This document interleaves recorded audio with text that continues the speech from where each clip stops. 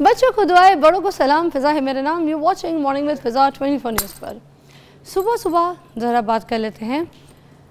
कल रात को जो हुआ है आपको भी पता है, पाकिस्तान ने एक बार फिर भारत से शिकस्त खा ली और कोई नई बात नहीं है। अब तो ये हमारे लिए बड़ा यूज्ड हुआ है।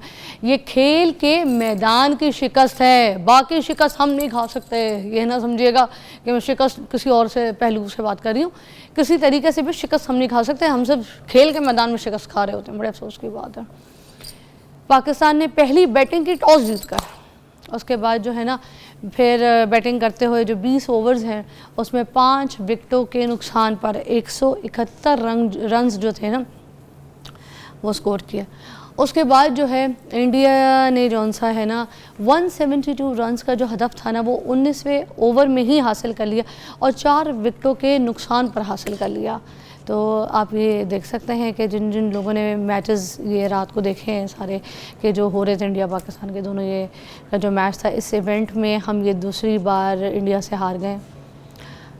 अब ये जो इंटरेस्ट है ना लोगों का लूज़ हो रहा है। अब हमारा जो एक मेन अगर हरीफ है हम उसके ऊपर बात करें तो वो इंडिया है। आपको पता है जैसे हम हर बार कुछ ना कुछ ऐसा हो जाता है कि हम इधर खेल के मैदान में हार जाते हैं।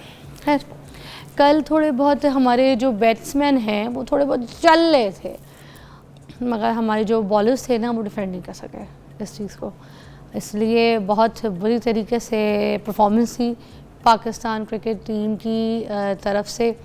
अच्छी परफॉर्मेंस नहीं थी।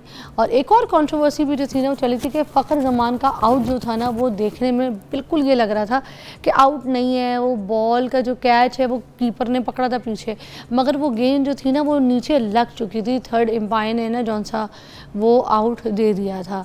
तो इसके ऊपर जौन सा है ना सलमान अली आगा जो हैं उन्होंने भी ये कहा कि फ़खर ज़मान के आउट को जो है ना मुमकिन तौर पर गलत करार दिया गया है, क्योंकि नज़र आ भी रहा था कि वो थोड़ा सा जो बॉल है वो नीचे लग गई थी, इस वजह से इसको गलत करार ऑलरेडी एम्पायर ने दे दिया। तो इस पे थोड़ी सी कंट्रोवर्सी थी, बट अब ये भी क्लियर है it's not like that you know. तो ये क्रिकेट की थोड़ी सी बातें थी जो हमने कहा कि आपके साथ ज़रा सा रिवाइंड रिपीट कर लें। आज की सुबह सुबह ये कल का ही वाक़या है, मैं कहूँगी कल का ही हादसा है। इस हादसे को थोड़ा सा डिस्कस कर लिया। अब नाज़रीन हम अपने टॉपिक की तरफ आते हैं जो कि हम अपने मेहमान के साथ आज जिस पे बात करेंगे वो ये है कि सैलाब जो है बहुत सारे अब ऐसे इलाके हैं जो उधर से वो घूम फिर के अब गुज़र गए।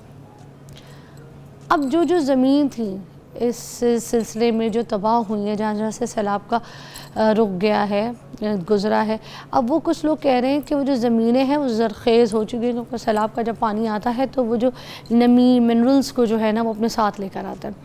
मगर कुछ लोग ऐसे भी हैं जो कह रहे हैं कि जो ज़मीनें हैं वो तबाह हो गई हैं, ख़ास तौर पे वो ज़मीनें जहाँ पर चावल उगते थे ना, ये पिंडी भटिया का इलाका अगर आप देख लें, जो हाफसाबाद का इलाका है वहाँ, तो वहाँ पर रेत जो है ना वो बहुत ज़्यादा आ गई है। इतनी ज़्यादा आ गई है, इतनी रेत है कि लोगों के जो ट्रैक्टर है ना वो रेत के नीचे फंसे हुए हैं और लोग जो है ना वो खोद खोद के अपने ट्रैक्टर निकाल रहे हैं। अब कुछ लोग ये कह रहे हैं कि जो ज़मीनें हैं चावल की काश्त के लिए जो है ना उसको मट्टी वाली चिकनी मट्टी वाली ज़मीन चाहिए होती है, ठीक है। तो अब वो जो रेत वाली ज़मीन है ना उसमें लोग ये कहते हैं कि चावल नहीं उग सकता। तो इस हिसाब से अगर देखा जाए कि हमें कुछ इतनी इन्फॉर्मेशन इस बारे में तो है नहीं, मगर ये है कि हम जानना तो चाहेंगे ना कि क्या सही है क्या गलत है। क्या बेटा किसके म्यूज़िक बेटा बंद कर दो बेटा, क्या हो गया रात को, क्या किसके टिकटॉक नहीं देखे, कौन कौन किसके फॉलोवर हो, किसके टिकटॉक देखते हो, बताओ आज मुझे बताओ। ये उम्र है तुम्हारी टिकटॉक देखने की, क्या हो गया है? नहीं बेटा बुरी बात, इतनी इंपॉर्टेंट मैं बात कर रही हूँ, ऐसे टिकटॉक नहीं आपके अपलोड होने चाहिए ना देखने चाहिए। खबरदार जो आज के बाद टिकटॉक देखा, मैं ख़िलाफ़ हूँ। अच्छा खैर छोटा बच्चा था डांट दिया मैंने, बाकी ख़त्म है। अच्छा चलो, अब साजिद संधू साहब जो है उनको आज हमने इनवाइट किया है जो कि एग्रीकल्चर एक्सपर्ट हैं। आज हम उनसे इन्हीं चीज़ों के बारे में पूछेंगे कि जिन जिन जगह से जिन जिन इलाकों से सैलाब गुज़रा है उस हिसाब से हम इनसे ये भी पूछना चाहेंगे कि जहाँ जहाँ से गुज़रे कितनी ज़मीनें जो हैं वो मुतासर हुई हैं, क्योंकि लोग कह रहे हैं कि चावल की जो काश्त है वो तबाह हो गई है और 50%, कोई कह रहा है 30% तबाह हो गई है, कोई कह रहा है चावल के जब रेट आगे बहुत बढ़ जाएंगे। तो कितनी सच्चाई है इन चीज़ों में, प्लीज़ बयान कीजिएगा। बिस्मिल्लाहिर्रहमानिर्रहीम। सबसे पहले तो ये कि माशाल्लाह आपने जिस तरह का नॉलेज अपनी स्क्रीन पे डिलीवर किया है वो बड़ा पॉजिटिवली उस मसले को एड्रेस करता है कि वाकई उन लोगों की जहाँ पे रेत आई है उनकी ज़मीनें उसमें धंस गई हैं, कई फुट वहाँ पे रेत आ गई है, लेकिन ये एक स्मॉलर पोर्शन है, एक बड़ा छोटा एरिया है जो कि दरिया के बेल्ट के बिल्कुल नज़दीक होता है। वहाँ पर रेत आती है और बहुत बड़ी मिकदार में आती है, और जब तक कि हुकूमती मशीनरी और गवर्नमेंट की इमदाद उसके साथ शामिल ना हो वो रेत वहाँ से निकाली नहीं जा सकती, बल्कि ह्यूमनली पॉसिबल ही नहीं है। अब वहाँ पे क्रॉप कल्चर चेंज हो जाएगा। तो क्या वो निकाली जाती है? अगर निकाली जाती है तो किस तरह? मुमकिन नहीं है, पॉसिबल नहीं है। अगर निकालनी हो तो उसके लिए क्रेन, उसके लिए बुलडोज़र्स और बड़ी हैवी मशीनरी चाहिए होती है, जिसका ख़र्चा भी अच्छा खासा ज़्यादा होता है। अच्छा। अगर तो बड़े शहरों के नज़दीक हो फिर तो वहाँ से बिल्डर्स और कॉलोनी वाले और घरों वाले उठा के ले जाएंगे, लेकिन अगर वो दूर दराज के देहात में हो तो उसको निकालना बड़ा मुश्किल हो जाता है। लेकिन ये एक फ्रैक्शन है, बड़े छोटे पैमाने पे ये वाला। ज़्यादा डैमेज वहाँ पे हुआ है जहाँ पे अननेचुरल फ्लो ऑफ वाटर हुआ है। अननेचुरल फ्लो वहाँ पे हुआ है, देखिए एक तो दरियाओं का रास्ता, आपने सुना होगा कि दरिया अपना रास्ता लेता है, वो रास्ते को बाज़ औक़ात वाइडर करता है, फैला देता है, और बाज़ औक़ात सुकीज़ करके उस नैरो पोर्शन पे चलता है, जो कि लाहौर के नज़दीक आपने देखा। कभी रावी जो था ये दादा दरबार तक बहा करता था और इससे भी आगे आया करता था। हमने आहिस्ता आहिस्ता इसकी जगह लेते गए और दरिया को पीछे धकेलते गए। ये दुनिया में तमाम सिविलाइजेशंस में होता है, लेकिन वहाँ पे क्या करते हैं, वहाँ पे दरिया को गहरा भी करते हैं ताकि कभी पानी आए तो उस बल्कि आपने सुना होगा कि मुगलिया दौर में या उससे पहले इन दरियाओं में स्टीमर चलते थे, इनमें शिप चलते थे जो कि कराची तक ट्रैवल करते थे, और वहाँ से अल्लाह पाक ने पाकिस्तान को 5 कुदरती रास्ते दिए हैं, और दुनिया में सस्ता तरीन रास्ता ट्रैवलिंग का जो होता है वो पानी का, वाटर फ्लो का होता है। पंजाब 5 दरियाओं का, इसी वजह से हम इसको पंजाब कहते हैं। बिल्कुल ऐसा जी। और जहाँ से हमने अननेचुरल दरियाओं के बंद को तोड़ के उस सिमत में पानी को बहाया है, जहाँ पे हमने किसी वडेरे को या किसी ज़मीन को बचाने के लिए या किसी को तहफ़्फ़ुज़ देने के लिए उसको डुबोने से बचाना चाहते थे, और बाज़ सूरतों में बंद को भी बचाना चाहते थे, बैराज को बचाना चाहते थे, तो वहाँ पे पानी उस सिमत में गया जहाँ पे वो दरिया में अब वापस नहीं आएगा। अब वो क्या होगा, वहाँ पे 5 फुट 7 फुट 10 फुट तक पानी जो है अननेचुरल वहाँ पे खड़ा होगा, और वो पानी असल में प्रॉब्लम्स की अमाजगा बनेगा। अच्छा, तो ये पॉसिबिलिटी है कि दरियाओं को गहरा भी किया जा सके? एक मतलब उसमें भी तो देखें बहुत बड़ी मेहनत लगेगी ना, कि इतने लंबे लंबे दरिया हैं वो, और बड़ा टाइम बड़ा पैसा भी तो लग जाएगा, इन्वेस्टमेंट। अभी देखिए जी, दैट प्रोसेस कॉल्ड यूट्रॉफिकेशन। आपकी जितनी बड़ी झीलें हैं, जैसे तरबेला है, वो भी तो मड के साथ भरता जा रहा है ना, हर साल उसकी कैपेसिटी कम होती जा रही है। अगर मैं आपको यूट्रॉफिकेशन के फ़ायदे बताऊँ तो हो सकता है बहुत सारे लोग फ्री में गवर्नमेंट को कहेंगे जी हम वहाँ से मट्टी निकालने को तैयार हैं। आज आप लाहौर में और गिरदनवा में इजाज़त दे दें, एक नई बस्ती आबाद कर दें, तो लाहौर के नज़दीक रावी से तो कम से कम बड़े आसानी से लोग मट्टी निकाल लेंगे। और जब नहरें खोदी जाती हैं, देखिए माजी में जब यहाँ पे ब्रिटिश रूल था या उससे पहले, तो उस वक्त नहरें खोदी गई जिन्होंने कुछ दरियाओं को आपस में जोड़ा। मुझे फैसलाबाद की एग्जांपल बड़ी मज़े की लगती है। फैसलाबाद जो है, लाइलपुर जो था उस वक्त में, वो एक अननेचुरल डेवलप सिटी है जो कि माजी में कहीं मौजूद नहीं था। 1905 या 1897 से पहले उसका वजूद ही नहीं था। उसको 3 नहरों ने आबाद किया। उस ज़माने के जो हुक्मरान थे उनकी फ़हम और फरासत ये थी कि उन्होंने दरिया से 3 नहरें निकाली, रख ब्रांच, गोगीरा ब्रांच और झंग ब्रांच। इन 3 नहरों ने बड़े सगीर का सबसे बड़ा अनाज घर पैदा किया। वहाँ पे अनाज पैदा हुआ, वहाँ पे लोगों ने अपना अनाज पैदा, उस ज़माने में जो जंग थी वो पानी और अनाज पे हुआ करती थी। आपको पता है इस बात का। अभी टेक्नोलॉजी का दौर है, हालात चेंज हुए, लेकिन अनाज आज भी उतना इम्पॉर्टेंट है।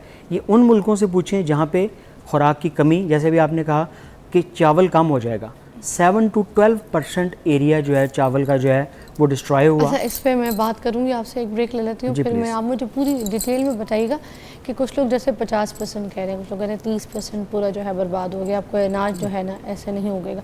तो अब आप मुझे इसके बाद बताइएगा, ब्रेक ले लेते हैं। Okay, welcome back. अब हम ज़रा ये पूछेंगे कि ये जो चावल की फसलें हैं जिसके बारे में कहा जा रहा है कि वो तो मोस्टली काफ़ी तबाह हो गई हैं, तो अब आगे चावल की काश्तकार बहुत मुश्किल हो जाएगी। अगर होगी भी तो आगे चावल जो आएगा वो बहुत महंगा हो जाएगा। इसमें क्या सच्चाई है? सबसे पहली बात है कि पाकिस्तान का जो मौजूदा राइस था वो लकीली एक्सपोर्ट हो गया और बड़ी अच्छी कीमत पे एक्सपोर्ट हो गया। उसकी वजह इंडिया पे कुछ पाबंदियाँ भी थीं, कुछ इंटरनेशनल सिनेरियो ऐसा बन गया। अभी इस वक्त ये है जी कि पाकिस्तान का अराउंड 7 to 10% एरिया मुकम्मल तौर पे कॉम्प्रोमाइज़ हो गया। मैं बात कर रहा हूँ सिर्फ चावल की, राइस एरिया जो है 7 to 10%। 7 to 10% जब डिक्लाइन पे जाता है ना तो उसका असर 90% पे बहुत बुरा पड़ता है। कैसे से हमने मुल्की ज़रूरियात भी पूरी करनी है, हमने एक्सपोर्ट भी करनी है। हाँ, इस दफ़ा की बड़ी बम्पर क्रॉप मतवक्को थी कि जो बहुत नीचे चलेगी बारिशों की वजह से भी कुछ और, तो होगा क्या कि हमारी यील्ड जो है वो 20% तक कॉम्प्रोमाइज़ हो सकती है। जब वो 20% कॉम्प्रोमाइज़ होएगी तो फिर क्या होगा कि डेफिनेटली पाकिस्तान में उसकी स्कारसिटी होगी, उसकी किल्लत होगी, उसके रेट बहुत ऊपर चले जाएंगे। और सबसे बुरी बात ये है कि हमारी जो लोकल आवाम है उसको खाने के लिए बड़ा महंगा चावल मिलेगा। हाँ, इस साल एक्सपोर्ट भी ज़्यादा होगा, उसका हमें देखिए फॉरेन रिज़र्व भी हमें चाहिए, हमें बाहर से पैसा अरबों रुपए हमें जो है वो इसमें आते हैं, बिलियंस ऑफ डॉलर्स जो हैं वो एक्सपोर्ट से हमें एग्रीकल्चर कमोडिटीज़ से आते हैं। लेकिन हम उतने ही पैसे जो हैं शायद आपके इल्म में होगा कि हम एडिबल ऑयल की इंपोर्ट पे भी लगा देते हैं। पिछले साल का हमारा सिर्फ एडिबल ऑयल की इंपोर्ट का जो बिल था वो 5.2 बिलियन US डॉलर था। मैं आसान अल्फाज में चूँकि लोग देख रहे हैं तो उनको बिलियन और US डॉलर्स का अंदाज़ा नहीं होता। ये 3 साल के IMF के कर्ज़े के बराबर था। इससे आपको अंदाज़ा हो जाएगा जो हमने 3 साल का IMF का कर्ज़ा लिया था वो हमने 1 साल में सिर्फ एडिबल ऑयल के इंपोर्ट के ऊपर लगा दिया। तो ये बड़ा अच्छा साल है जिसमें हम उन चीज़ें हम यहाँ पर नहीं कर सकते, वो कनोला और सनफ्लावर वगैरह बिल्कुल कर सकते हैं।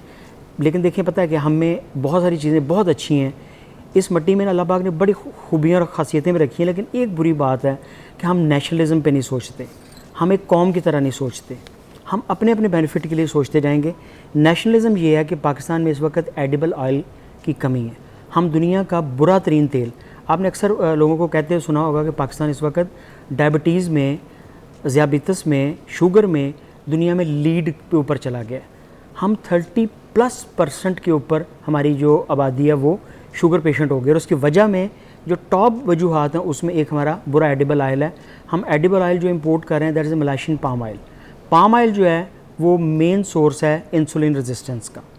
आज आपको जितने भी 50 ईयर्स के लोग थके हुए बुरे हाल में और जगह जगह पे बैठे हुए अपने सेट पे भी आपको नज़र आएंगे, वो सारे जो हैं वो उसी एडिबल ऑयल की मेहरबानियों से हो रहे हैं। तो कोशिश करें कि अपने जो घर का ऑयल है वो अपने सामने कैनोला ऑयल इस्तेमाल करें, उससे बहुत बेहतर है। पाकिस्तान का जो अपना ऑलिव ऑयल है इस वक्त दुनिया में 3rd रैंक पे कंपटीशन में आया है। आपने तो सुना होगा अमेरिका में इस कंपटीशन में। महंगा भी तो बहुत है ना, एक आम आदमी तो अफोर्ड नहीं कर सकता। आप आम आदमी के लिए बताइए कि वो क्या इस्तेमाल करें। Canola is a Canadian oil जो अपना निकलवा के इस्तेमाल कर ले। अपना निकलवाए तो सबसे सस्ता पड़ता है, इससे सस्ता पॉसिबल ही नहीं है। अच्छा, मैंने अपने खेत में, मैंने खुद मैं फार्मर, मैं अपने खेत में 1 एकड़ पे लगाता हूँ।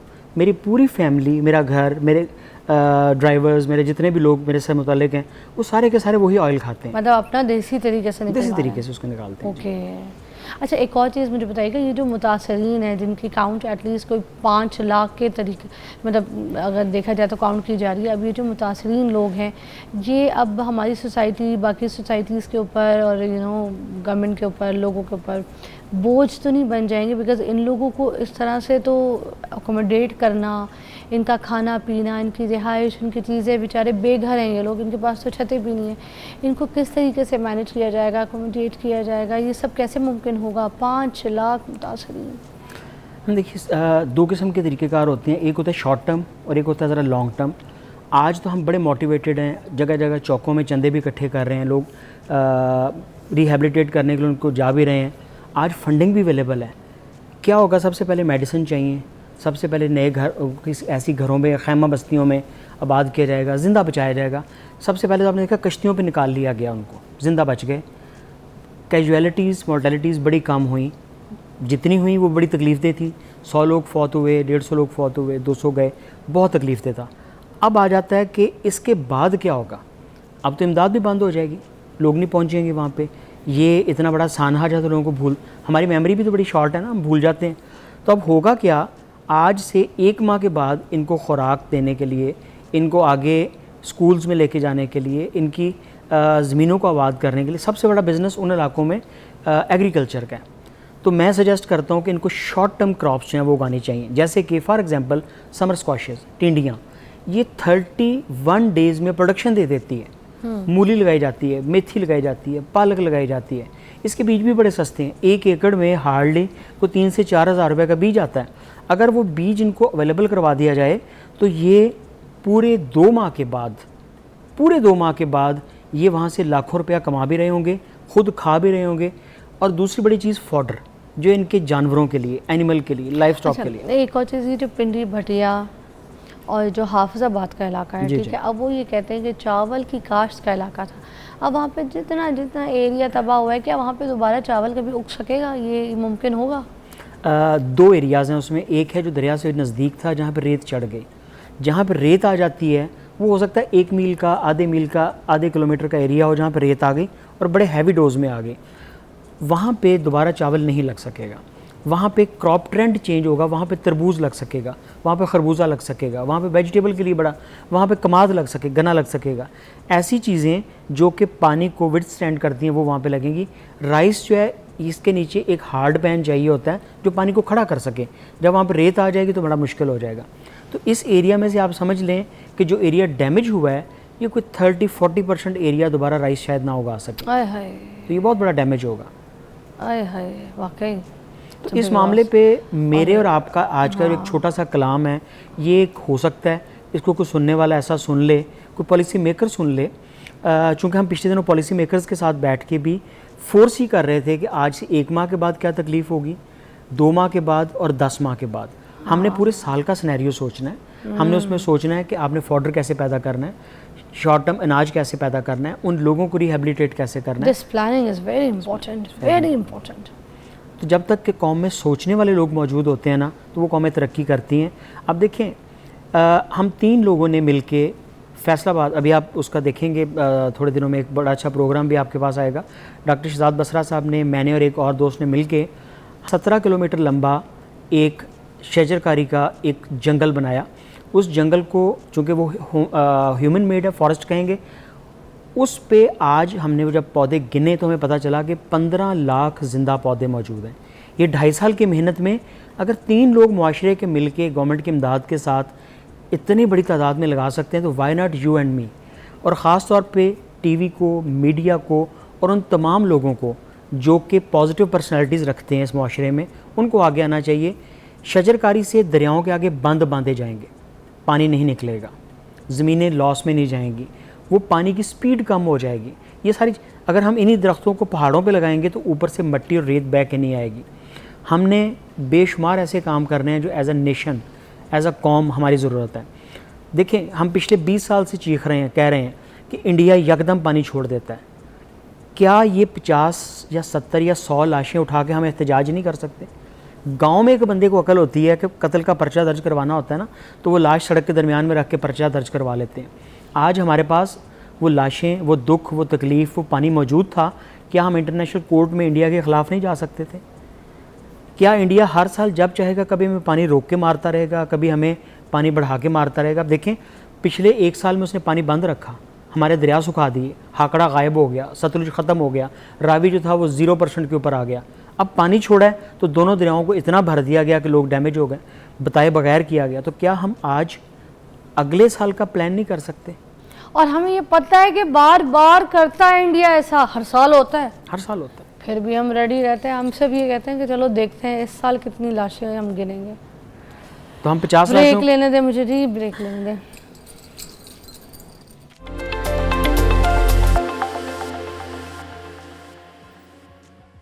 अच्छा, सब्जियों के बारे में ज़रा पूछना चाहेंगे कि अब सब्जियों के रेट जो है ना वो ऑलरेडी महंगे हो गए हैं, डबल भी हो गए। और पूछो तो बोलते हैं कि सैलाब की वजह से सब्जियां जो हैं वो बहुत महंगी हो गई।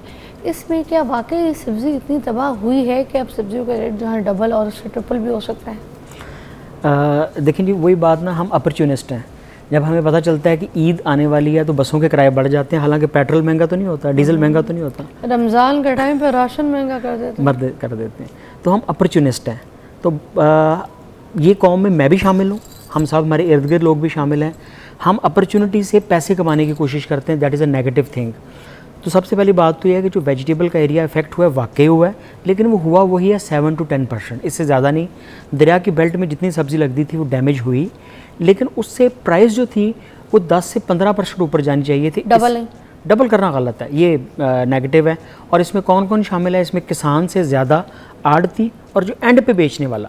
मुझे पता है कि जिस दिन मेरे फार्म पे प्याज 5 रुपये किलो बिक रहा था, तो दुकान पे फिर भी वो 40 रुपये बिक रहा था। अब अच्छा, हमने जो मिडल मैन है इसको निकाल क्यों नहीं पा रहे हम सिस्टम से? What is this? इसलिए हम इसको निकालना चाहते नहीं हैं। हाँ, इसको हम निकालना चाहते नहीं हैं। क्यों? दरमियान का बंदा स्ट्रॉन्ग इतना है कि वो लेजिस्लेशन में इन्वॉल्व है, वो कानून साजी में। जो कमज़ोर बंदा है जिसके ऊपर सारी इतना कमज़ोर है कि वो जब आवाज़ भी उठाता है तो उसको उठा लिया जाता है, तो उसको एहतजाज करने का भी नहीं पता तरीका क्या है। वो क्या करेगा? सड़क पे खड़ा होकर एहतजाज करेगा, मार खाएगा। एहतजाज का तरीका जो है वो पढ़े लिखे तरीके से, नोटेबल तरीके से एड्रेस करके करवाया जाता है। और वो कौन है? वो मिडल मैन। मिल के नहीं ख़त्म कर सकते इन सारी चीज़ों? बिल्कुल करेंगे, लेकिन जिस दिन वो करेंगे उस दिन फिर वो सुर्ख वाला इनकलाब आएगा, वो बड़ा तकलीफ दे होता है। अल्लाह ना करे पाकिस्तान में उस तरह का कभी इनकलाब आए, लेकिन जिस दिन वो आएगा वो बड़ा तकलीफ दे होगा।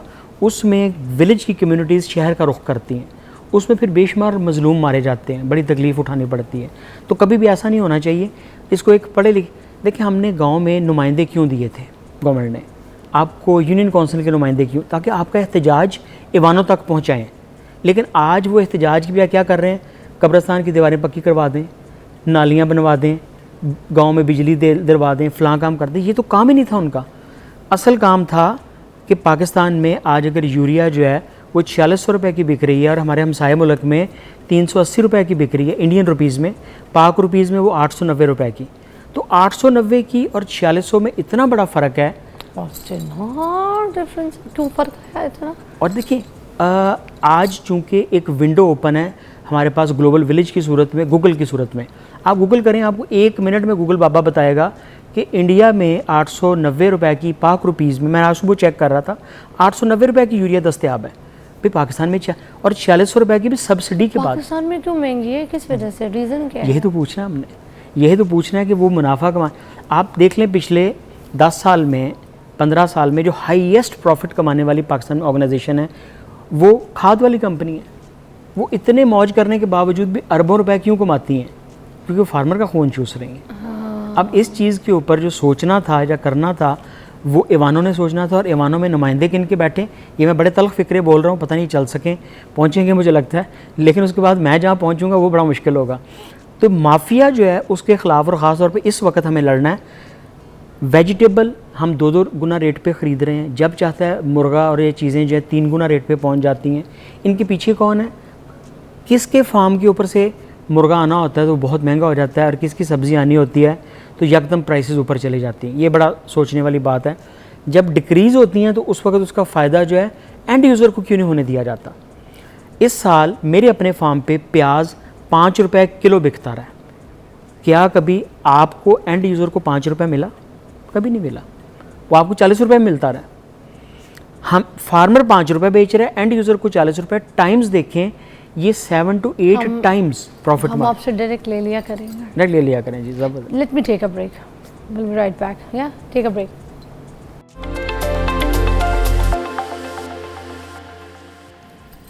ओके, कुछ ज़रूरी कुछ सवाल है मुझे आपसे ज़रूर करने, क्योंकि आज आप आए हैं, मधु हैं, तो एडिबल ऑयल के बारे में कुछ सवाल करना चाहूँगी। कनोला का ऑयल हो गया, या फिर आप सनफ्लावर का ऑयल हो गया, या फिर पाम ऑयल हो गया, ठीक है। इनमें कौन से ऑयल्स हैं? लाइक सरसों का तो ऑयल भी आप इसमें ऐड करें कि कौन से ऑयल जो है वो बहुत बेहतर है? देखिए, अगर हम कहें कि सबसे बेहतरीन कौन सा है तो वो ऑयल है जिसकी अल्लाह ने भी कस्में खाई हैं, ठीक है। जो वत्तीनी वज़ैतून वतूर सीन, जैतून is one of the best oil, जो कि पहले हमने सिर्फ घुटनों की मालिश के लिए रखा हुआ था। आज पाकिस्तान कुछ ज़री साइंसदानों की बड़ी मेहनत और अल्लाह ताला की मेहरबानी से आज पाकिस्तान ऑलिव क्लब में शामिल हो गया, यानी कि टॉप प्रोड्यूसिंग ऑलिव कंट्रीज़ में आ गया। हम पहले 7 में आ गए अल्हम्दुलिल्लाह। और पाकिस्तान का जो अच्छा, आपको पता है पहले जो हम अगर आप देखें पुराने, आप सदियों पहले चले जाएं तो जो लोग थे ना वो इतनी जल्दी बूढ़े नहीं होते थे, जवान रहते थे। आज के दौर में हम ये कहते हैं हमारे जवान रहने का जो सेल है वो 30-35 साल की उम्र में बनना ख़त्म हो जाता है, ये आज की रिसर्च कहती है। इस वजह से जब वो जवान है इंसान 30-35 के बाद जो है ना जवान सेल्स बंद हो जाते हैं बनना बॉडी में, इसलिए बंदा बुढ़ापे की तरफ चले जाता है। जो हमसे बहुत पहले पहले जो सदियां थी उस टाइम पे बंदे बूढ़े नहीं होते थे 40-50 साल के बाद, बल्कि वो जवान और जवान होते थे, हड्डियों के वाइज भी, एनर्जी वाइज भी, ताकत वाइज भी, शक्ल वाइज भी। इतनी जल्दी मुंह पे झुर्रियाँ या कुछ नहीं आती थी, ये जोड़ों के दर्द, ये वो मसले, क्योंकि वो लोग खाते थे जैतून, ठीक है। और अगर जैतून नहीं होता तो जैतून का तेल पीते थे, तेल इस्तेमाल करते थे, खाते थे उसको, उस खाने में इस्तेमाल करते थे। और साथ वो इस्तेमाल करते थे इंजीर, मतलब साथ जैतून का जिक्र है, क्योंकि कुरान पाक में भी जहाँ तक आई एम नॉट रॉन्ग, ठीक है, मैं गलत नहीं हूँ, तो कुरान पाक में भी 7 मरतबा जो है जिक्र है जैतून का और 1 मरतबा इंजीर का। तो इसका मतलब है 7 जैतून और 1 इंजीर जो है वो खाएं, if I am not wrong, तो वो बहुत बेहतर होता है। अनार का जिक्र है, खजूर का जिक्र है, खजूर का जिक्र है। खजूर की गुठली जो है वो दुनिया का बेहतरीन पोटेशियम रखती है, जो कि दिल को धड़काने के लिए। तो खजूर की गुठली का भी बता दें मुझे, इसका इस्तेमाल है वो किस तरीके का है? देखिए, I am not a health expert but as an agriculture expert हमें मालूम होना चाहिए कि धड़कते हुए अज़ा के लिए सबसे इम्पॉर्टेंट चीज़ जो है वो पोटेशियम होता है। पोटेशियम जो है वो दुनिया में सबसे ज़्यादा कहा जाता है कि वो एवोकाडो में पाया जाता है, इसीलिए लोग उसकी स्मूदीज़ पीते हैं, उसको इस्तेमाल करते हैं। नंबर 2 के ऊपर शकरकंदी में होता है, फिर केले में होता है, और इन तीनों से ज़्यादा खजूर की गुठली में होता है। और इस्लामी तारीख़ का जो सबसे पहला बाईपास या सर्जरी से कहा जाता है, हज़रत साद बिन अबी वक़ास रज़ियल्लाहु तआला अन्हु की, वो भी खजूर की गुठलियाँ खिला के की गई थी उनके, जब दिल में दर्द हुआ था और वगैरह जंग के दौरान। तो नेचुरल डाइट, आपने बिल्कुल ठीक कहा कि इंसान के जिस्म को अल्लाह पाक ने इतनी खूबसूरती से बनाया है कि ये लंबा जीने के लिए, तो लंबा जीने के लिए हमारा जिस्म जो है ये बहुत लंबा चलता है। हमारे पास 900 साल जीने वाले लोगों के किस्से और कहानियाँ तारीख़ में मौजूद हैं। मेरा अपना हकीम कहता है कि human body is design to live for at least 300 years. तो 300 साल ज़िंदा रहने वाले जिस्म तो मौजूद हैं, लेकिन खुराक वो मौजूद नहीं है। हम हर रोज़ चीनी खा के उसको तबाह करते हैं ऐसे। अच्छा, जैतून की आप बात कर रहे थे, ऑयल के तरफ मैं वापस आती हूँ। आपने कहा जैतून सबसे बेहतर है, मगर जैतून आपको पता है क्योंकि हम पाकिस्तान प्रोड्यूस भी कर रहा है, मगर फिर भी इतना महंगा है कि आम आदमी उसको अफोर्ड नहीं करता था जैतून का। तो उसको अगर हम ये कैनोला, सनफ्लावर की तरफ उसको आना ही पड़ता है आम आदमी को, इसी का इस्तेमाल करना। इनमें से किसका बेहतर? सबसे बेहतरीन, सबसे सस्ता और हर फार्मर के पास जो अवेलेबल हो सकता है, दैट इज़ कैनोला ऑयल। जो हमारा माजी में सरसों या बाकी चीज़ें चल रही थी उससे कहीं बेहतर भी आ गया, जो कि हार्ट के लिए भी बड़ा अच्छा है, दैट इज़ कैनोला ऑयल। और कैनोला की जो 2 किस्में थी जो कि हमारे पाकिस्तान के साइंटिस्ट ने बनाई, उसको आरी कैनोला कहते हैं, AARI, AARI canola, AARI super canola, one of the best variety. ये हार्ट हेल्थ के लिए बड़ी अच्छी है, आपको स्लिम एंड स्मार्ट रखने के लिए बड़ी अच्छी है, और ये आपके हंडिया में कुकिंग के लिए इससे बेहतर ऑयल नहीं हो सकता और सस्ता। ये जो मार्केट से हम ख़रीदते हैं ना कैनोला ऑयल, ये बिल्कुल ठीक है, परफेक्ट है, 100% सही है, या हम खुद निकालेंगे इसको? फिर देखें, जो भी मार्केट में आपको कैनोला, आपको कभी भी गारंटी नहीं है कि उसके अंदर कैनोला है भी है या नहीं है। आज से आपने एक चीज़ देखनी है, जिस बॉटल पे आपने ख़रीदा है क्या उस पर कैनोला ऑयल की परसेंटेज लिखी हुई है? अगर नहीं लिखी हुई, इसी बॉटल के पीछे ये बिल्कुल ऐसे आपने सुना होगा माजी का एक छोटा सा, जो कहते थे ना हमने देसी घी से मिठाई बनाते हैं, तो वो आखिरी छुरी जो थी वो देसी घी में डबो के उसके ऊपर लगाया करते थे काटने के लिए, तो कहते थे हम देसी घी से मिठाई बनाते हैं। तो ये जोक के तौर पे मैं आपको बता रहा हूँ, 3 से 5% कैनोला ऑयल होगा, और बकिया वो सस्ते वाला उसके अंदर पाम ऑयल होगा, जो कि मलाइशियन पाम ऑयल के नाम से, वो 150 रुपये बल्कि 100, वो सूप बनाने में, वो साबुन बनाने में इस्तेमाल होने वाला तेल है, जो कि हमें एज ए नेशन खिलाया जा रहा है। या अल्लाह, थैंक यू सो मच, बहुत बहुत शुक्रिया। आपसे गुफ्तगू चलती रहेगी तो फिर मैं डिप्रेशन और ट्रॉमे में चली जाऊंगी, क्योंकि वो हकीकतें बयान कर रहे हैं आप मुझे कि मैं कह रही हूँ आज तक जो खाया पिया वो क्या खाया है। एक ब्रेक लेते हैं। Thank you so much.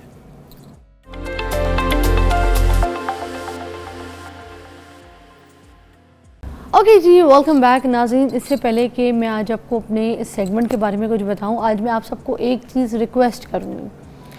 हर चीज़ का देखें ना, जब आप खुद अपनी लाइफ में एक्सपीरियंस करते हैं तो फिर आपको पता चलता है कि आप क्या सही करें, क्या गलत करें। ठीक है, सेगमेंट हमारा इस टॉपिक से हटके, मगर मैं कुछ आपको बात बताने लगी हूँ, गौर से सुनिएगा। मैं अभी पिछले कोई 1.5 महीने 2 महीने से ना दूध पीना शुरू किया मैंने रेगुलर। मुझे लगा कि मुझे दूध पीना चाहिए। मैं दूध वैसे भी बहुत शौक से पीती हूँ। मेरा बस चले मेरे सामने कोई दूध का पतीला रख दे तो वो मैं फ़ौरन पीना शुरू कर दूँ। मुझे इतना पसंद है। उसकी मलाई भी बड़े शौक से खाती हूँ, मलाई पराठा खाती हूँ, मलाई वाली चाय पीती हूँ, और दूध तो मुझे कोई जितने गिलास दे दे मैं पीना शुरू कर देती। तो मैंने पता किया, मेरे जो ड्राइवर भाई हैं उनके पास ना, उन्होंने कहा कि हमारे घर का जानवर है तो वो हम घर से आपको ताज़ा जो है ना दूध देंगे। मैंने कहा स्मेल हीक तो नहीं होगी? उन्होंने कहा नहीं। वो दूध मैंने वो ला के देना शुरू किया, मैंने पीना शुरू कर दिया। अब मैं तो दूध पी रही हूँ अपनी तरफ से, मगर मैं परेशान कि रोज़ सुबह जब मैं उठती हूँ 5-5:30 तो मैं उसके बाद ना 6 बजे 7 बजे तक तो बिल्कुल नशाइन बन जाती हूँ, जैसे मैंने कोई नशा किया हो, मैंने कोई भंग पिया हो, मैंने भंग की गोलियाँ खा ली हो। मैं तो बिल्कुल एक ऐसे ड्रगी हो जाती हूँ। गाड़ी में भी सोती भी आती हूँ लाश की तरह, इधर आती हूँ तो इधर भी मरी हुई होती हूँ, मेकअप भी हो रहा है तो लाश की तरह, इधर भी बैठी हूँ तो हर ब्रेक में मेरा हाल। गैस बैठा होता है तो मैं वो सवाल ऐसा करती हूँ कि जवाब बंदा लंबा दे, मैं इधर ही आंख लगा रही होती हूँ। आपको थोड़ी पता चलता। वो पता ये चला कि मैं भैंस का दूध पी रही हूँ। आपको पता है भैंस का दूध पीने वाला इंसान 2 टांगों पे खड़ा नहीं रह सकता। मैं इतनी वैसे बुराई नहीं करना चाह रही, मगर जो मेरे साथ हुआ मैं तो वो बता रही हूँ। फैट थोड़ा सा ज़्यादा होता है तो बड़ा सुस्त हो जाता है इंसान। मतलब देखें, जो छोटे बच्चे हैं उनके लिए अच्छा है, उनको ज़रा सुला के रखते हैं, उनको थोड़ा सा मोटा रखता है, उनकी बच्चों की नींद पूरी रखता है। मगर जो बड़े हैं ना, जो यंग हैं, उनके लिए ठीक नहीं है, उनको बहुत सुस्त कर देता है, काहिल कर देता है, और इस तरह का कर देता है कि वो बंदा 2 टांगों पे खड़ा नहीं हो सकता, क्योंकि इसमें फ़ैट की मिकदार बहुत ज़्यादा होती है। तो आपको चर्बी जो है ना वो बहुत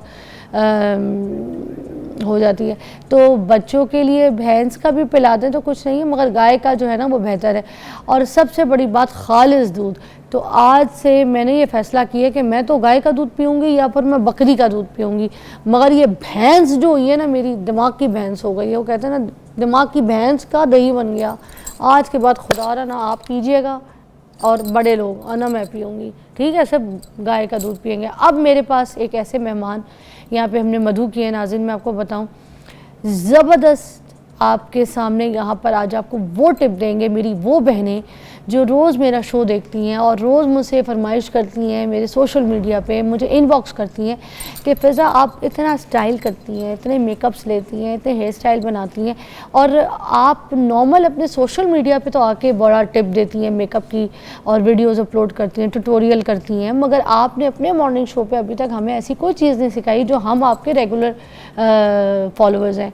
तो आज उन सारे फॉलोअर्स के लिए ये सेगमेंट तैयार किया गया है जिसमें आपको बताया जाएगा कि पार्टी मेकअप किस तरीके से किया जा सकता है। अगर आपके पास इतने पैसे नहीं हैं कि आप किसी सैलून में जाएं और अफोर्ड नहीं कर सकते, तो आज आपको बेस्ट पाकिस्तान के लाहौर के स्टाइलिस्ट जो हैं वो सिखाएंगे कि किस तरीके से अपने घर पे आप एक पार्टी मेकअप करके किसी इवेंट में तैयार होकर जा सकते हैं। तो लेट्स स्टार्ट।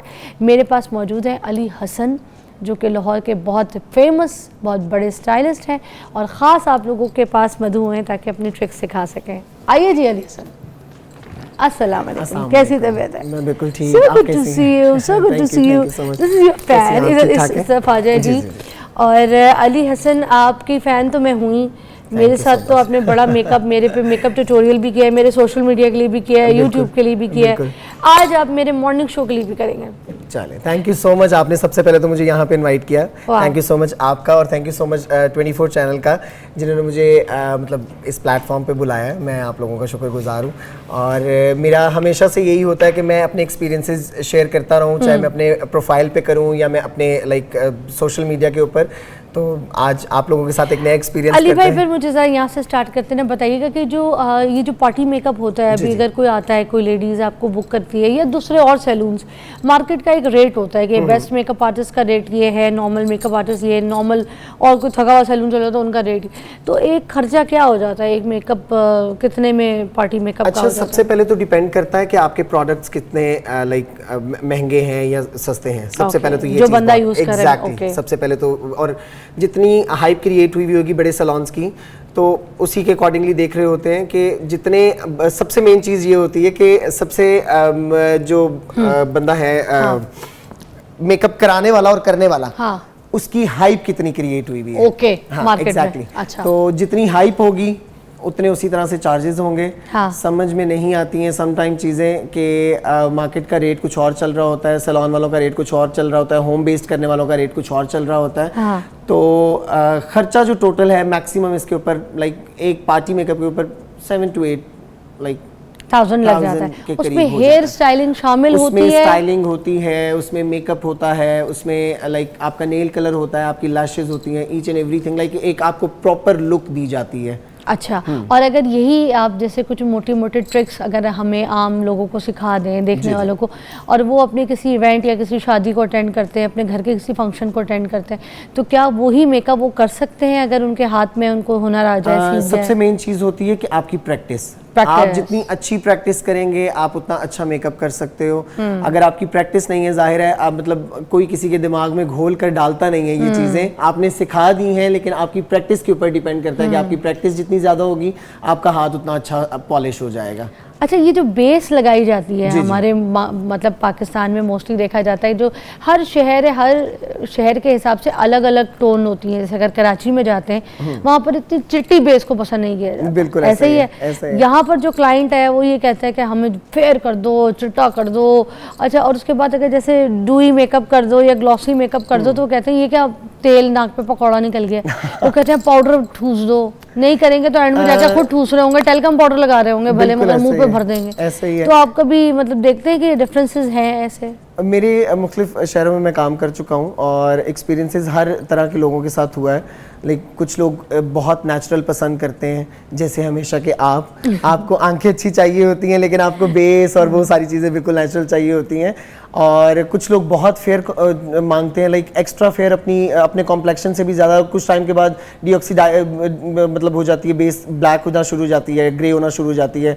तो इसीलिए अवॉइड करते हैं। सबसे पहले क्लाइंट को कंसल्ट करने की कोशिश करते हैं कि जितना नेचुरल रहोगे उतना अच्छा रहेगा। जितना आपकी अपनी स्किन टोन मैक्सिमम 1 से 2 टोन लाइटर कर सकते हैं, इससे ज्यादा अच्छा भी नहीं रहता है और प्यारा भी नहीं लगता। अब जैसे विंटर्स का सीजन है तो ये जो बेस पे क्योंकि हम बात कर रहे हैं, जो स्टिक्स होती हैं वो ज्यादा चलेंगी या फिर वो जो लिक्विड बेस होती है वो, या फिर बेस में कवरेज होना ज्यादा जरूरी है? कुछ बेसें ड्राई भी होती हैं। हाँ एग्जैक्टली। बेसिकली जो फाउंडेशंस होती हैं वो ऑयल बेस्ड होती हैं। अच्छा। जो स्टिक होती है वो फाउंडेशन जो है वो वाटर बेस्ड है। सॉरी, वो वाटर बेस्ड है। अच्छा। और जो स्टिक है वो ऑयल बेस्ड है। ओके। तो सर्दियों में हम थोड़ा बहुत फेस के ऊपर अप्लाई करते हैं मॉइस्चराइजर के बाद, ताकि जब थोड़ा टाइम गुजरे बेस को, तो बेस के ऊपर अपना एक नेचुरल ऑयल जो है फेस के ऊपर वो आना शुरू हो जाए। ठीक है। और ये मुझे नहीं पता था। एग्जैक्टली। अच्छा, एक सेकंड, इसका मतलब है कि सर्दियों में हमने स्टिक्स को भी ऐड करना है? कर सकते हो, बिल्कुल कर सकते हो, क्योंकि ऑयल बेस्ड होती है,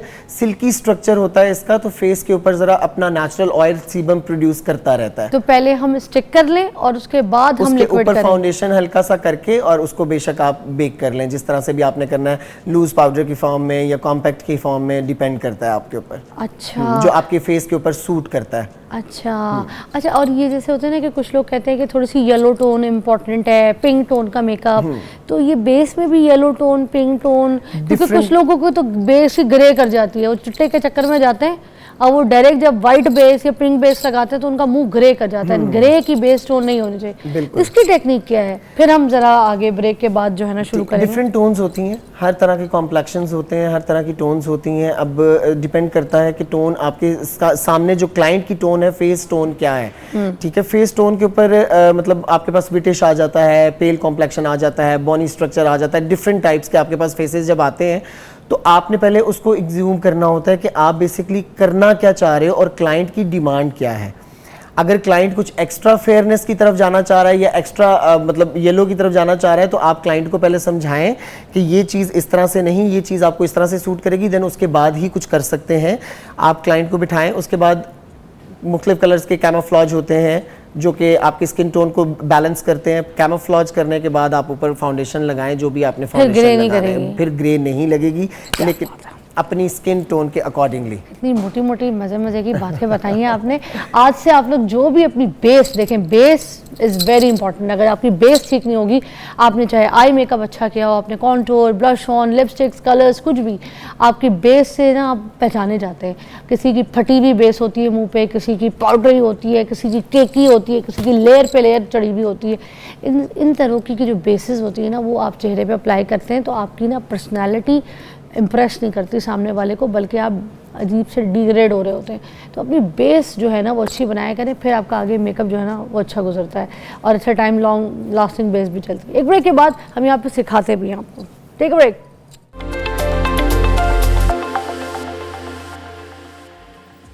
ओके जी, वेलकम बैक। और हमारे पास जो है ना मॉडल आ चुकी है, जल्दी से हम यहाँ पे आपके सामने सिखाना, आपको बताना शुरू कर देंगे कि जो सबसे पहले बेस की टेक्निक है वो अली भाई से पूछेंगे। अली भाई ये बताइएगा कि अब जैसे मॉडल तो इतनी प्यारी, इनका नाम क्या है? किंजा फरमान। किंजा फरमान, ये सब प्रिटी माशाल्लाह, एंड यू सो लकी आज अली भाई आपको तैयार कर रहे हैं, है ना? फर्स्ट टाइम है? यस। चले जी, ये सो एक्सपर्ट, आपको मज़ा आ जाएगा। चले जी, हम ये पूछेंगे अब जैसे एक्नी पॉन्ड स्किन है, ठीक है। अब एक्नी भी छुपानी है क्योंकि दाग भी नहीं दिखने चाहिए, और थोड़ी सी उनकी स्किन टोन पेल की तरफ भी है, फेयर मगर है पेल की तरफ। अच्छा, अब हम इस तरह से करेंगे क्योंकि पेल स्किन के लिए हमें पता होता है कि हमारे पास पर्पल कलर का कंसीलर होता है, like camouflage. Exactly, purple colour का। मैंने तो पहली मर्तबा हाँ, सुना। क्योंकि Orange वो था ना? बेसिकली हाँ बिल्कुल होता है। ऑरेंज होता है, येलो होता है, वाइट होता है, ग्रीन होता है फॉर एक्नी, लेकिन इसके लिए जो है पेल स्किन के लिए पर्पल होता है। ठीक है, पर्पल लेकिन हमारे पास पाउडर फॉर्म में है जो हम लास्ट में बेकिंग करेंगे, जिससे आपकी स्किन जो है वो फ्रेश लगने लग जाएगी, लाइक थोड़ा पिंकिश टोन में चली जाएगी, पेलनेस जितनी भी है वो सारी खत्म हो जाएगी। अच्छा। हाँ, और रही बात एक्नी की, एक्नी के स्पॉट्स रह गए हैं, लेकिन एक्नी की प्रॉब्लम अब उस तरह से नहीं है। एक्नी कहीं कहीं कोई एक दो है, लेकिन इसको हम इस तरह से कवर कर सकते हैं कि स्किन के ऊपर बेस की क्वांटिटी जितनी हैवी करते जाओगे, जितनी लेयर्स ज़्यादा करते जाओगे, एक्नी और पोर्स आपके ज़्यादा प्रोमिनेंट होना शुरू हो जाएंगे।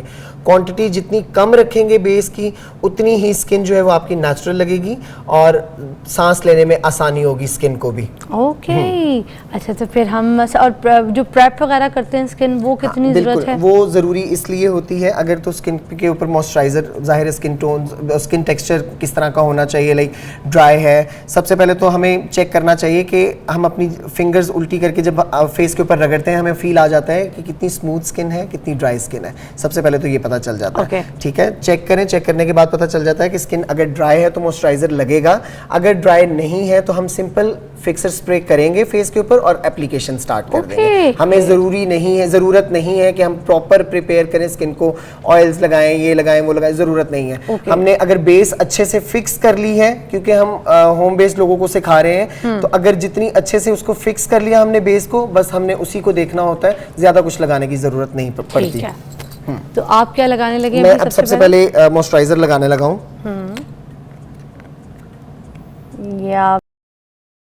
Okay, very very fine brand, मेरा बड़ा फेवरेट है। ओके, मगर आप अपने घर पे अगर कोई भी पड़ा है तो वो लगा सकती हैं आम ब्रांड? बिल्कुल, मॉइस्चराइजर होना चाहिए, लेकिन अच्छा होना चाहिए। ओके, जिसके ऊपर बेस जो है वो स्टे करे, अच्छा, बेस खराब ना हो। ठीक है, ज़बरदस्त। आपके घर पे जो भी मॉइस्चराइज़र आपको सूट करता है, उस मॉइस्चराइज़र के ऊपर आप अपनी बेस लगा सकते हैं। ठीक है, और कितने स्मूथली उन्हें देखें, कोई रगड़ रगड़ के फेस पे कोई ऐसे मसाज नहीं किया, नॉर्मली उसको एब्जॉर्ब किया है थोड़ा सा स्किन के अंदर। अप्लाई करने के बाद उसको छोड़ दें। ओके, और हल्का सा फिक्सर स्प्रे फेस के ऊपर, कोई भी किसी भी कंपनी का आप इस्तेमाल कर सकते हो। ठीक है, ये मिस्ट भी चल जाता है या नहीं? नहीं, मिस्ट नहीं, बेसिकली मेकअप फिक्सर स्प्रे जो तो होता है वो मैक का मैंने किया है, फिक्स प्लस, मैक का फिक्स प्लस किया है। और अच्छा, और ये मैक का फिक्स प्लस जो ये इन्होंने किया ना फेस के ऊपर, ये आप बाद में भी कर सकते हैं, आफ्टर, है ना? ये एग्जैक्टली, आफ्टर मेकअप भी कर सकते हो, बिफोर मेकअप भी कर सकते हो। अच्छा, अब हम लगा रहे हैं, हम आ रहे हैं फाउंडेशन की तरफ। अभी हमें ज़रूरत नहीं है कि हमको बहुत ज़्यादा कैमोफ्लेज करें, क्योंकि फेस के ऊपर इतनी प्रॉब्लम्स नहीं है। अच्छा। सिर्फ ये रेड स्पॉट्स हैं, ये हमारे बेस में ही कवर हो जाएंगे। अगर ज़्यादा कवर नहीं भी होते, थोड़े बहुत नज़र आ रहे होते हैं, तो मतलब उसमें डरने वाली कोई बात नहीं है। जैसे जैसे टाइम गुजरता है, बेस सेट होती है जैसे जैसे, तो ये अपनी जितनी भी प्रॉब्लम्स होती हैं ये सारी सॉर्ट आउट हो जाती हैं। और बेस का जो टोन है वो कैसे हम सिलेक्ट करेंगे? हाँ, वो इनकी स्किन टोन से पहला जो एप्लीकेशन करनी है पहले प्रोडक्ट की, वो आपने अपनी स्किन से एक टोन डार्क करनी है ताकि आपकी जितनी प्रॉब्लम्स हैं सिर्फ आप उनको कवर कर सको। अच्छा, आप बेस अभी जो लगा रहे हैं बिल्कुल लाइट पतली बेस नॉट्स की लगा रहे हैं। बिल्कुल। और नॉट्स में आप अपना शेड खुद देख सकते हैं कि आपकी स्किन से एक टोन डार्क कौन सा शेड है, ऐसे ही है? जी जी बिल्कुल। ओके, इनको अभी लग रहा है का थोड़ा सा डार्क शेड, सो दैट उनकी जो स्किन प्रॉब्लम्स है वो खुद ही दब जाएगी। बिल्कुल, कुछ टाइम के बाद जैसे ही बेस सेट होना शुरू होगी, हाँ, स्किन के ऊपर जितनी भी प्रॉब्लम्स हैं वो सारी ठीक हो जाएंगी, नजर आना बंद हो जाएंगी, कम हो जाएंगी। अच्छा, जो डार्क टोन आपने बेस लगाई है इसमें हल्का सा ब्राउनिश शेड की तरफ बिल्कुल, है ना? बिल्कुल, ब्राउन और पीच का मिक्सचर ब्राउन है, एंड पीच, ये ताकि स्किन टोन भी खराब ना हो। ओके। और एक अच्छी प्रॉपर एक बेस जो सेट डियोर की आती है उसमें 3N नंबर, वो भी बड़ा डार्क सा पीची सा, वो उससे भी बड़ा सब कुछ कंसील हो जाता है ना? बिल्कुल, कवरेज हो जाती है। और मैंने कभी भी कैमोफ्लेज नहीं किया, मैंने जब भी कभी भी मतलब मुझे नहीं लगा कि जितनी भी प्रॉब्लम्स हैं इनको पहले ज़रूर कवर करें। हमेशा आप मतलब अगर आप अपनी बेस की लेयर बहुत ज़्यादा नहीं करना चाहते तो पहले एक डार्क बेस की एप्लीकेशन करें, देन ऊपर जो है वो थोड़ी नेचुरल बेस की एप्लीकेशन करें और देन उसको फिक्स और इतनी हैवी कवरेज वाली बेस नहीं ली है उन्होंने, आप ये भी देख लें कि उन्होंने बिल्कुल लाइट कवरेज वाली बेस ली है। जैसे जिंजर का शेड होता है ना, नार्स में अगर कुछ ना मिले तो मुझे लगता है जिंजर भी लगा सकते हैं, वो जो बिल्कुल कंसीलर में आता है, कंसीलर में आता है, बिल्कुल ऐसे ही वो भी पीच और इसी ब्राउन शेड का है ना? ऐसा ही है, वही वाला कलर लग रहा था मुझे, जैसे उसी टाइप का। आपने अब ये टोन आपको समझाई जा रही है कि आपने बेस किस तरीके से अपनी बनानी है। डायरेक्ट मुंह पे चुट्टी बेस नहीं लगाने होती है, और ना ही अपने कलर की, हल्का सा अपने अगर आपके स्किन में प्रॉब्लम है जो अली भाई बता रहे उसको फॉलो करें। अब आप इस पे क्या जा रहे हैं? एल्फ का है, ये बेसिकली ग्लो के लिए है। ये फेस के ऊपर बेस के अंदर ग्लो देता है, जो लोग डूई मेकअप मांगते हैं ये उसके लिए यूज किया जाता है। अच्छा, ये बेस नहीं है, ये ये ग्लो बेस है। नहीं, ये सिर्फ ग्लो है। वाओ, अच्छा, ये जो आजकल बड़ा और कोई ट्रेंडिंग में इतना मेकअप चल एक्सपेंसिव रहा नहीं, है। एग्जैक्टली कोई इतना एक्सपेंसिव नहीं है कि कोई हर कोई अफोर्ड ना कर सके। हाँ, इसकी एप्लीकेशन की, अच्छा, और मैंने 2 टोन्स मिक्स की हैं, एक ब्राउन की और एक थोड़ी फेयर की, उनको मैंने इक्वल करके इक्वली मैंने फेस के ऊपर टैप करना शुरू कर दिया। इसके साथ बिल्कुल, इसी के साथ ही सारे फेस पे अल्लाह, इतना आसान नहीं होता बेस बनाना। आप यकीन करें, मुझे इतने साल हो गए, मैं अभी तक अली भाई के पास जाती हूँ, कभी बेस सीखने, ऐसे ही कितनी बार सीखने आई हूँ। बिल्कुल बिल्कुल बिल्कुल, कभी सर्दियों की बेस सीखने आती हूँ, कभी गर्मियों की। अली भाई यही सोचते होंगे कि बार बार इसको सर्दी गर्मी की बेस मिक्स क्यों हो जाती है। भाई ये बड़ी प्रैक्टिस वाला काम है, ये बड़ी टेक्निक वाला काम है, और बड़ी बात है, ये कोई मेकअप आर्टिस्ट अपनी टेक्निक नहीं बताता, ये लाइव आके आपके लिए अपनी टेक्निक जो है शेयर कर रहे हैं। अच्छा, हाँ, शाइन आ रही है। हाँ, क्वांटिटी कम, बिल्कुल क्वांटिटी जितनी कम होगी उतनी स्किन जो है वो टाइम के साथ साथ सेट होती जाएगी। अच्छा, लोग मेरे पास अक्सर मेकअप के लिए क्लाइंट्स वगैरह आते हैं, आप यकीन करें मुझे सबसे ज़्यादा प्रॉब्लम इसी चीज़ से होती है कि अगर किसी के फेस के ऊपर स्कार्स भी हैं तो लोगों की डिमांड होती है कि स्कार्स ख़त्म कर दें। मैं हमेशा लोगों को कहता हूँ कि मैं मेकअप आर्टिस्ट हूँ, मैजिशियन नहीं कि मैं बस कोई जादू की छड़ी है मेरे पास कि मैं जो आप लोग मुझे कहेंगे मैं फ़ौरन से वो कर दूंगा। बेसिकली आप अपनी प्रॉब्लम्स को लाइट कर सकते हो मेकअप के दौरान, आप उनको ख़त्म नहीं कर सकते। वो तो एक नेचुरल चीज़ है, वो तो आपकी स्किन के ऊपर रहनी ही रहनी है। तिल तो बड़ा खूबसूरत लगता है, मैं तो तिल अगर बेस से छुप जाता है मैं दोबारा पेन से बनाती हूँ। इट्स वेरी ट्रेंडिंग ना। बिल्कुल ऐसा ही है, बिल्कुल। अच्छा, अब मेरे हिसाब से बेस थोड़ी सी हमें डार्क लग रही है, लेकिन वो हम कंसीलर्स वगैरह के साथ सेट कर लेंगे। अगर मेरे बेस डार्क है तो कोई मसला नहीं है, कंसीलर से हम उसको कंसीलर के साथ हम उसको हाईलाइट कर लेंगे। ओके, अब कंसीलर हमने कितना लाइट टोन लिया, मतलब कितने लाइट पे गए? आपकी बेस से 2 स्टेप लाइटर है ये। अच्छा, आपकी बेस से बस कितना? 2 स्टेप लाइटर है। 2 स्टेप लाइटर, एग्जैक्टली, बहुत ज्यादा लाइटर करने की जरूरत नहीं है। बहुत ज्यादा लाइटर नहीं, 2 स्टेप लाइटर आपका ये जो बेस से है ना, आई के नीचे जो आपने शेडिंग करनी है वो कंसील करने। अच्छा, मैं थोड़ा सा ब्रेक लेती हूँ, ब्रेक के बाद हम आपकी तरफ आते हैं, क्योंकि हमें कंसीलर को थोड़ा सा सुखाना भी पड़ता है। बिल्कुल, वो फौरन गीला गीला नहीं लगाते। ये मैंने सारी चीजें अली भाई से सीखी थी, तो देखिए मुझे याद है ना। बिल्कुल ऐसा ही है। तो ये थोड़ा सा ड्राई होगा, उसके बाद आपके सामने ब्लेंड करेंगे। हाँ, ब्लेंड और कर लेंगे। अभी लिक्विड वाला लगा रहे हैं, मैं लिक्विड ब्लश ऑन कर रहा हूँ बीच में, ताकि मुझे मुझे मतलब एक तो बेसिकली ये सब करने के बाद ना आपका मेकअप बहुत क्विक हो जाता है। ओके एक ब्रेक लेते हैं अली भाई, उसके बाद आपका ये टेक्निक हम लोगों को दिखाते हैं, क्योंकि यही मुश्किल है कि इसको ब्लेंड कैसे करेंगे। क्योंकि देखिए मुंह पे सब कुछ 3 4 5 6 शेड वाइट, ग्रे और नहीं ग्रे तो नहीं, वाइट, ब्राउन, पीच और पिंक सब कुछ आ गया है। अब इनको ब्लेंड कैसे करना है ये आप देख के डर रहे हैं, मगर यही टेक्निक है, यही सीखना है, आजकल यही ट्रेंडिंग है। ब्रेक के बाद मिलते हैं।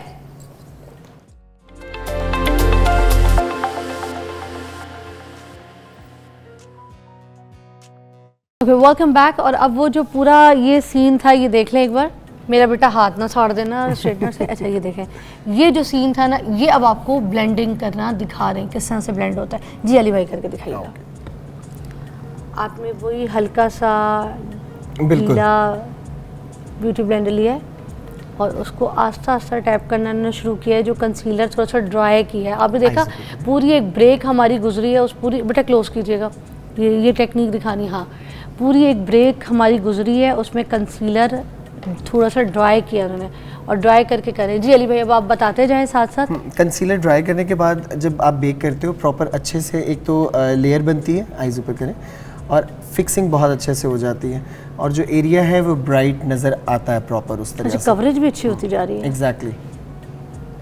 और मैं हमेशा कहता हूँ कि आईज ऊपर करें, कंसीलर जितना अच्छा हो उतना आपके लिए बहुत मतलब फ़ायदे वाली चीज़ है, क्योंकि आंखों के नीचे जब आपकी बेस प्रॉपर अच्छे से सेट हुई होती है ना तो वो अच्छी दिखती है। कंसीलर आपने बहुत अच्छा, इस कंसीलर जो हमने लेना थोड़ा सा हैवी कवरेज लेना है। बिल्कुल, कंसीलर हमेशा थोड़े स्टिकी होते हैं, ज़रा हैवी कवरेज होती है उनकी, कि ताकि अच्छे से जो है वो कवर कर सकें आपके, क्योंकि डार्क सर्कल्स जो हैं, डार्क सर्कल्स आपके बेस के अंदर भी झलकते रहते हैं। हाँ जब तक उनको प्रॉपर कंसील नहीं करोगे तो वो बाद में भी नज़र आते रहेंगे और कुछ टाइम के बाद जब बेस ज़रा स्किन के अंदर पेनिट्रेट करती है तो बाद में वो डार्क सर्कल्स जो हैं वो वहाँ से ग्रे होना शुरू हो जाते हैं। कितने मज़े से ब्लश ऑन और उसकी जो कॉन्टोर का शेड था लिक्विड में इन्होंने लगाया, उसको कितने मज़े से ब्लेंड कर दिया और एब्जॉर्ब कर दिया जैसे अच्छा, बेस के ये मेरे ख्याल में सबसे आसान तरीका है और सबसे टाइम बचाने वाला तरीका और है। ये देखिए पड़ी भी लाइन नहीं है मुंह पे, इट्स ब्लेंडेड। और जब ये पूरा कॉन्टूर भी हो गया, देखिए फेस भी छोटा हो गया और पिंक्स भी आ गए, ब्राउन्स भी आ गए और बेस में कंसील भी आंख के नीचे कवरेज के साथ आ गए। Very nice. अब आंख को नीचे से आईज ऊपर, आंख सबसे पहले मैं हमेशा बेक करता हूँ आंखों के नीचे, ताकि जो आपकी अपनी क्रीज होती हैं, लाइंस होती हैं जो आंखों के नीचे, वो अच्छे से पहले ही फिक्स हो जाएं। पाउडर लेकर मैं हमेशा लूज पाउडर की और आप पिंक टोन का पाउडर ले, पिंक, क्योंकि मैंने आपको बताया था कि पेल है स्किन तो हमें पिंक पर्पल कुछ इस तरह की टोन्स में ही जाना पड़ेगा। अब पिंक ग्रे नहीं करेगा ना? एग्जैक्टली। और ना ही उसको पेल रहने देगा। अच्छा। उन एरियाज़ में, जिन एरियाज़ में आपको लगता है कि यहाँ से आपकी बेस जल्दी ख़राब हो सकती है, उसको अच्छी तरह से फिक्स कर लें। अच्छा, उन्होंने आंखों के नीचे थोड़ा सा कवरेज ज़्यादा दिया पाउडर का और हाथ जो उनका फेस पे जा रहा है वो बहुत हल्के हल्के जा रहा है, फुल फेस पे पाउडर की लेयर नहीं जा रही है। बिल्कुल। ये टेक्निक भी देख लीजिए, क्योंकि मैं तो ऊपर से बिल्कुल गौर से देख रही हूँ, आपको भी क्लोज में हम दिखा रहे हैं। ये देखें आंखें, बेटा तू मेरा हाथ छाड़ेगा। ये देखें, दिख रहा है इधर उन्होंने बेकिंग ज़्यादा की है, मगर बाकी जो पफ लेके गए हैं वो बिल्कुल लाइटर टोन के साथ। एक ब्रेक ले लेते हैं, दूसरी तरफ भी हम आपको करके दिखाते हैं जैसे आपको ये सिखाया है उसी तरह। लाफ लाइंस की तरफ देखें, वो पाउडर कर रहे हैं, मगर वो जो कॉन्टूर वाली जगह है ना उसको इतना वो नहीं पाउडर कर रहे। एक ब्रेक के बाद आपको दोबारा इसका रिजल्ट दिखाते हैं।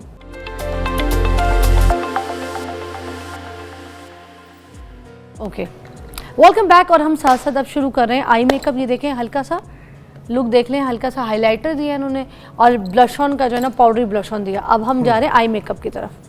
अच्छा, मैं हमेशा ट्रांजिशन कलर एक एप्लीकेशन करते ही करता हूँ। ओके, आई मेकअप जो ब्राउन्स के साथ होता है, एग्जैक्टली बिल्कुल लाइट वन शेड वाला मेकअप देखे ना। हम इसका लिपस्टिक का लुक दिखाएंगे क्योंकि टाइम बिल्कुल हमारा ख़त्म हो रहा है, क्योंकि आज हमारा शो स्पेसिफिकली बेस के ऊपर था और बेस के ऊपर कोई भी वन शेड भी अगर आप ऐसे ट्रांजिशन शेड दे देते हैं तो it's enough to just carry anywhere you are going in office, या कोई ऐसे आप पार्टी में भी जा रहे हैं तो ऐसे ट्रांजिशन शेड को कितने फ्लफी ब्रश के साथ जो है ना वो मर्ज कर रहे हैं, ब्लेंड कर रहे हैं। दोनों आंखों पे कर दें। ये देखें, वाह। और चेहरे पे बेस कितनी ग्लो करना शुरू हो गई है और कितनी टाइम के साथ साथ जैसे जैसे टाइम गुजरता जाएगा बेस और अच्छी और सेट होती जाएगी। वाह, पीच और स्किन कलर का शेड दोनों मिक्स करके वो आंख पे लगा रहे हैं, एक कलर नहीं उठाया उन्होंने। मेकअप आर्टिस्ट की टेक्निक्स होती हैं बड़ी, मैं ये आंख से अभी देख रही हूँ, ब्राउन और एक पिंक शेड जो है ना दोनों को मिक्स करके। और अब हम लिपस्टिक पे आते हैं और श्योर। बस इसके ऊपर आप हल्का सा मस्कारा कर लें, लैशेस लगाना चाह रहे हो तो लैशेस लेंस लगाइए तो लेंस के साथ वैसे ही मेकअप वैसे ही अच्छा हो गया। ओके, और डस्ट ऑफ कर लें। ओके, लिपस्टिक पहले कर लेते हैं फिर हम मस्कारा कर लेंगे। अच्छा, मेरे पास सबसे जो मेन चीज़ है जो मस्कारा अगर आपके पास है मुझे दे दे, मैं लगाती हूँ। हाँ ज़रूर ज़रूर ज़रूर, ये पड़ा हुआ है मस्कारा। ओके, ब्रांड भाई यूज करता है भाई। आंखें खोलिए।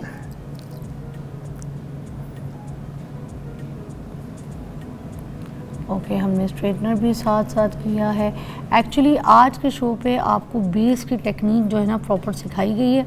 इस बेस की टेक्निक को अगर आप फॉलो करें अपनी ज़िंदगी को बचा लें। अल्लाह की कसम, कितने मैं इवेंट्स में जाती हूँ, लोगों को बेस की कोई तमीज़ नहीं होती। बिल्कुल। या तो काली सिया बेस बना के आते हैं अली भाई, या फिर ग्रे बेस बना लेते हैं। चिट्टी इतनी होती है कि देखिए वो बेस स्टेज पे अच्छी लगती है अगर बहुत ही कोई चिट्टी है, आम नहीं। व्हाट अ कलर, पिंक का बड़ा फ्रेश सा कलर है, ये बड़े कमर्शियल्स में यूज़ होता है। और आम ऐसे आप इस तरह के शेड्स अपनी लाइफ में कुछ कलेक्शन में रखें हैं लिपस्टिक्स के। सस्ते से सस्ते पाकिस्तानी ब्रांड में नाम नहीं लेना चाह रही, मगर बड़े अच्छे लिपस्टिक के शेड्स के लिए मैं जब अभी मॉर्निंग के लिए तैयार होती हूँ आप लोगों के लिए, तो यहाँ पर भी मैं वो वाले शेड्स यूज़ करती हूँ जो कि आम मुझे लगता है पहले तो वो 80 रुपये के आते थे, अब मैं नाम नहीं ले रही मगर अब है ना 200, आपने जितना बता दिया ना वो पता चल गया होगा। 200 के हो गए हैं, 250 के हो गए। वाओ, वेरी नाइस, क्या बात है। एक बार ये आप अपने हाथ से भी जरा फोल्ड कर दें, थोड़ा सा अगर ग्लॉस करना चाहे तो भी हम इसके ऊपर तो कर सकते हैं, बिल्कुल कर सकते हैं। ओके, और ये बेटा छोड़ेंगे जल्दी से क्लोजिंग की तरफ। अब आगे बेटा, जी जी पीछे पूरे तुम उनको घर तक लेके फ्रंट कर दो। कभी तुम मेरी नहीं सुनोगे, आखिरत में भी नहीं सुनोगे, ये फ्रंट कर दो। मेरा बच्चा फैजी, मेरा बच्चा, ये गले में जो इश्क लिखवाया है ना तुमने, तुम्हारे हलक में घुस जाएगा। ये लो, हाँ मेरा बेटा, चल मेरी प्यारी गुड़िया। गुड़िया को तैयार कर दिया, बहुत प्यारी लग रही है और मैं अब उसको सीधा करके तैयार करने लगी हूँ। ओके, अब हम ज़रा दिखाते हैं, ठीक है, ऑल राइट, डन, ओके।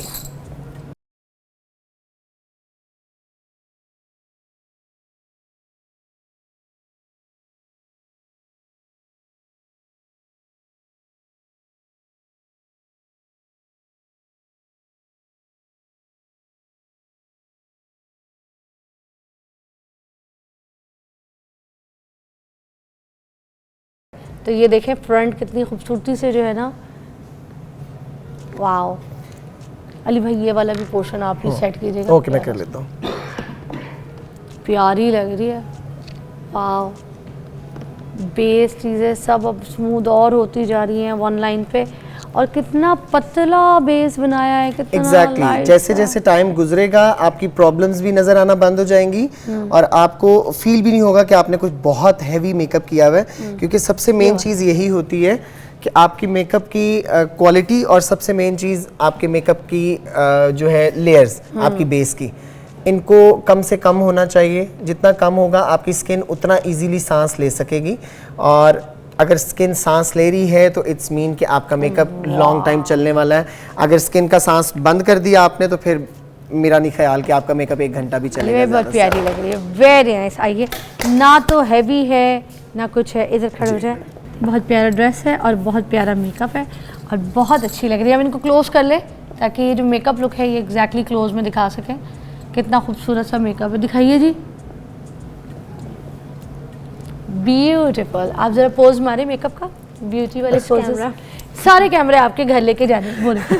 अब खूबसूरत ब्यूटी पोजेस जो है ना आपने मारने यहाँ पे, ठीक है। चले जी, फैशन पोजेस, वाह, बहुत अच्छी लग रही है बेस अली भाई, बिल्कुल सेटल मेकअप, you. टोन कितनी प्यारी आई है मेकअप की, और ब्लैक के साथ पिंक बड़ा अच्छा जा रहा है। बिल्कुल, मैंने इसीलिए थोड़ा ब्राउन्स और पिंक की टोन ही रखी है ताकि आपका जो बेसिकली ब्लैक के साथ इसी तरह की टोन्स ही अच्छी लगती ये हैं। देखिए कितना अच्छा लग रहा है, और वन ट्रांजिशन एक शेड जो है ना, बिल्कुल अच्छा देखें उससे कितना एक लुक इनहांस हुआ है। Very nice, thank you so much Ali भाई, Thank you so I much loved जी। It Thank you and so much, thank you thank so you so much much. आपका भी, और आई होप आपको ये बहुत अच्छा लगा होगा। इसी तरह से मज़ीद आपको टिप्स देते रहेंगे, सिखाते रहेंगे, देखते रहिए मॉर्निंग विद फिज़ा। खुदा हाफिज़।